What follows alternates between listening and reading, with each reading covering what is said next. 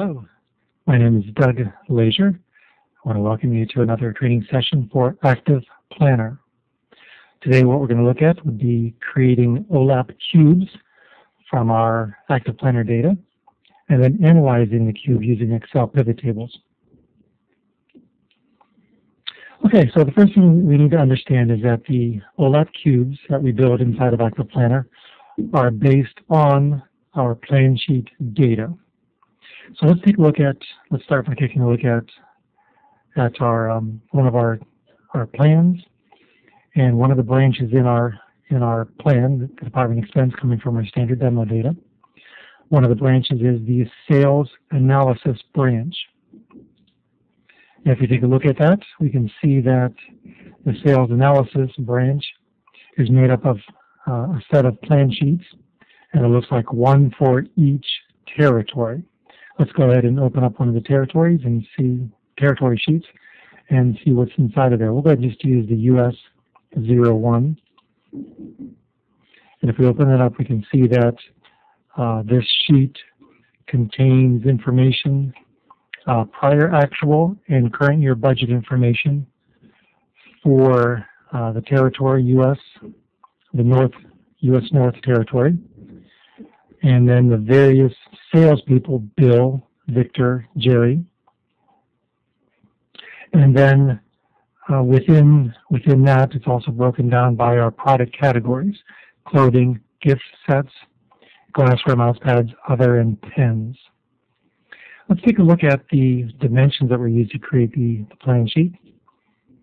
Now we can see on the row dimensions, there is a tiered dimension called territory sales. So that's made up of territories and sales tiered together so that we have all the salespeople within the designated territory. And in addition to that, we have the product categories.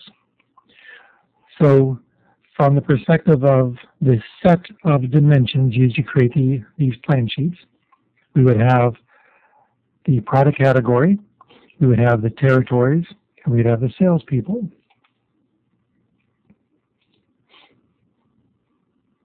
Okay, let's take a look now at building an OLAP cube based on our sales analysis.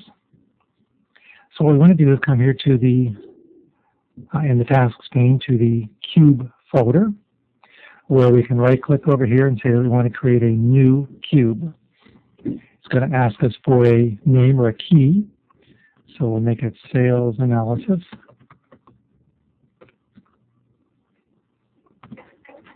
And then we need to assign a manager. The next thing we need to do is point to a particular plan. So we were looking at the department expense plan. So let's select that from the list of available plans. And then we need to point to a dimension set, or a set of dimensions. And that's why we looked at the dimensions in our plan sheets. And as I mentioned, it was based on product category, salespeople, and territories. So we'll select that dimension set. Okay. Now the sheets that were being published or not published, that was set up during the definition of the plan. But I just wanted to point out that we can look at and review the set of sheets that have been published by clicking on the Plan Sheets button. Here are a list of all of the sheets that have been created using that same dimension set. We can see which ones are published, and actually we even have control here if we want to unpublish some of the sheets or republish ones that aren't set. Marking them or checking or unchecking them here would actually change the publication setting. So it's also a great place to review which sheets sharing the same dimension set have been published or not published. Okay, the next thing is to look at the valuation. So our columns that have been published, we can choose which valuation within those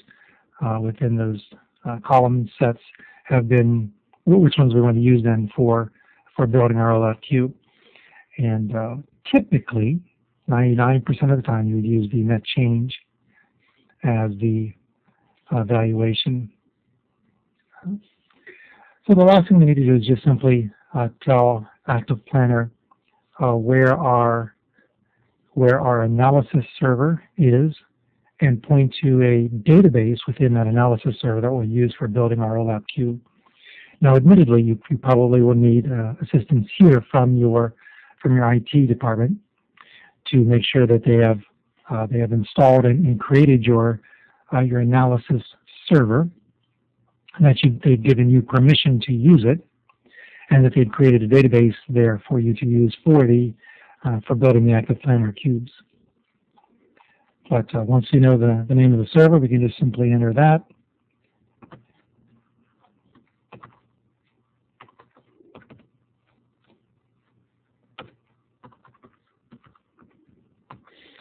And then we can, using the drop-down, select the analysis server database that we want to use for building our Active Planner cube.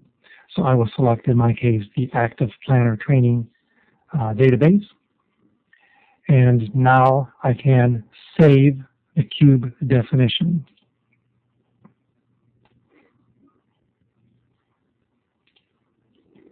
Okay, once that's done, the next step then is to process the cube. And what I'll do is select the cube. I can use the smart icon to process the cube. I can also right-click on it and process the cube. And what this is going to do is it's going to tell the analysis server go out to our Active Planner data and grab all of the data for this dimension set from all of the plan sheets that share this dimension set that have been published, grab those values, and aggregate them together, creating an OLAP cube. Now, the last thing I need to tell you about is just simply managing the cube. So as we continue throughout the coming months, making changes to our plan. So anytime we make changes to this, either updating refreshing the calculations to bring in new actuals, or adjusting the budget values, then as we make the changes here in our plan, then we will want to come back to our cube after we're done with the processing of our plan. We will want to come back to our cube and then just simply process the cube again to refresh those aggregated values.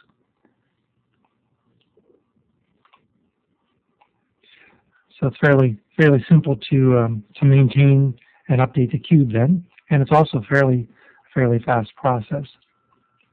So that's what I wanted to cover regarding the creation and maintenance of OLAP cubes. The next thing I want to do is go ahead and branch out on a slightly different but related subject and take a look at analyzing our cube using Excel pivot tables. So once I've created the cube and processed, and then we will select the smart icon for the Excel pivot table. And so what this is going to do is to open up Excel and point it then to our analysis server and to the cube that we selected. And what you see here is then that we have created a pivot table in Excel pointing to our cube data. And again, our data was built on, our cube was built on the dimension set product category, salespeople, and territories.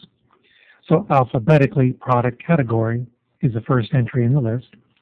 And so the default pivot table is based on the product category. In a very similar way, our measures were the budget and the prior year actual, as well as our year-to-date totals. And alphabetically, budget would be the first entry there. So by default, that is the first entry then in our pivot table. So let's go ahead and take a look at slicing and dicing this a little bit. If we look at the product category, click on the drop-down, we can see that it's showing all of the available categories. And we could very easily adjust what we're viewing and analyzing here by just doing some simple clicking here. and selecting to look at the clothing and other product categories only. Or if we want to look at all of them, very easy to do that as well.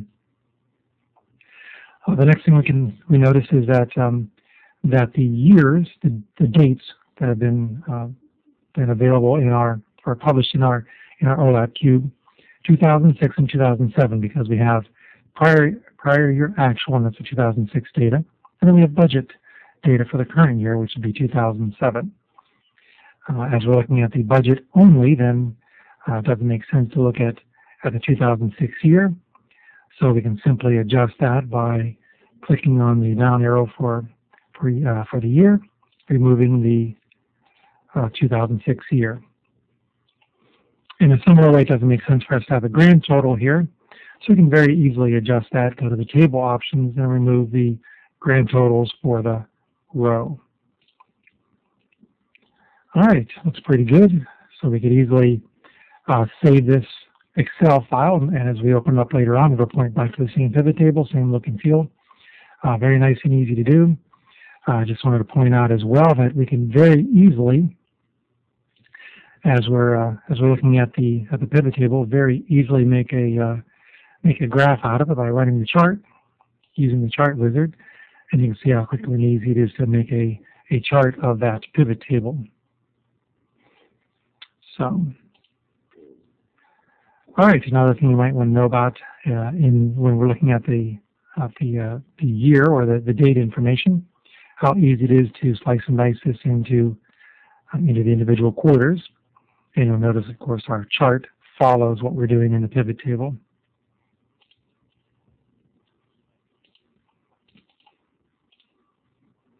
All right, so let's take a look at a very similar but related thing, and that is to, instead of looking at the product category, let's go ahead and remove that. And instead we'll look at territories and salespeople. So we'll just grab those and slide them into place. And now you can see that our pivot table is based on territories. Within the territories, the salespeople that report up through that territory. And we also then have a subtotal for each of the territories. If you don't want to see the subtotals, just as easy as going here to the field settings, and for the subtotals, just say none. So now you get a nice little breakdown there of the territories and the salespeople within the territory. And if we want to analyze the prior year actuals instead of the budget, well, let's just slide the budget out of there and instead drag the prior year actual over into our pivot table.